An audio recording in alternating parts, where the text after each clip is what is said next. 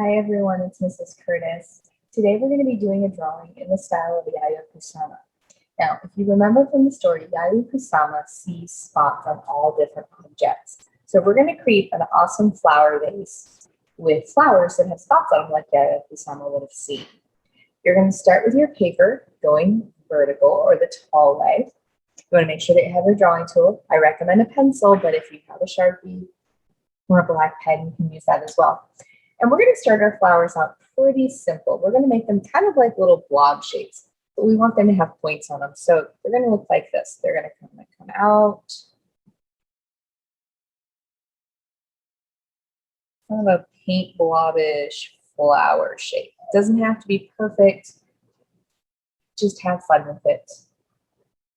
All right, and then I'm going to make another one up here.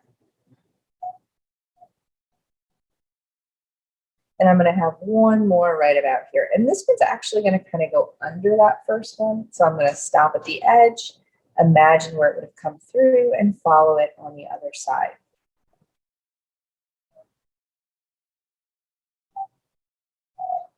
Those are perfect. All right, now at the bottom of my paper, I'm going to place my vase. So I'm going to start out by creating a rectangle, but I want the top and the bottom lines to be just a little bit curved. So it's going to look a little bit like this, a little smiley face. And then two vertical lines. And then another smiley face. And then we're going to make the bottom part. So we're going to come in just a little bit from this corner, go down almost to the bottom of our paper. Same thing on this side, come in a little bit, go almost down to the bottom of our paper. And then we're going to connect this one with a little smiley face, just like that. All right, we've got the front of our vase. And before we put the back of our vase in, we're going to want to make sure that we add our flower stems. So our stems are going to come down from our flowers and go into the vase. Now, this first one's pretty easy because it's just going to start at the bottom of the flower, and I'm going to make two lines close together for the stem.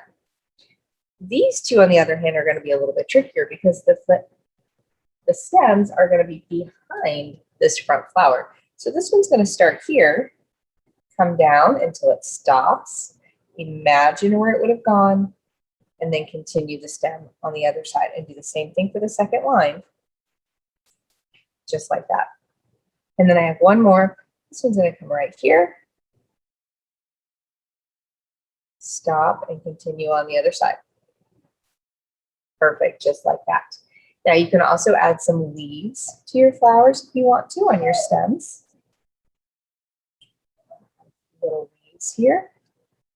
That looks pretty good. I'm pretty happy with that. Now for the back of the vase, we're going to create the line curving like this one, but the opposite direction. It's going to curve up a little bit, and we're going to curve it around. Stop when you hit a stem, go in between each one. This gets a little bit tricky, so really take your time. And just like that. And now my flowers are actually inside of my flower vase. The last thing we need to add before we add our details is going to be our horizon line. We want to make sure the flowers are sitting on a surface and not just floating in the air. So I'm going to make my horizon line going all the way across. Just like that. There's a lot of overlap in this picture. It looks great. Okay, my next step is going to be to add all of the different dots like Yayoi Kusama would have seen in her artwork. So we're going to add some dots on the flowers. And you want to make sure that you make the dots big enough that you can color them in. This is really important. We don't want dots like this. We want to have actual polka dots that we can color in later with all our awesome colors. Sharpies are running out. See if I can get one that works a little better. There we go. All right, keep going on to these flowers.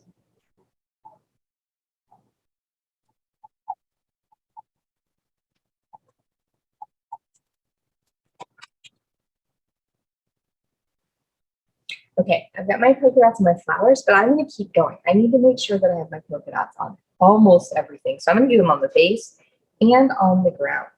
And I'm going to change the size a little bit on the different objects. So I think on the ground here, I'm going to get some really big polka dots.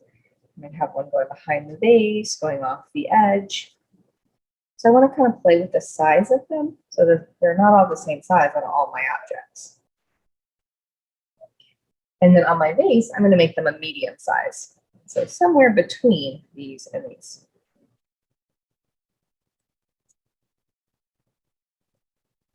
All right, friends, that looks like a pretty good drawing. I've got all my polka dots on there. This is the end of the first part of our lesson. I will see you back here tomorrow for our second part. Have a great day. Bye.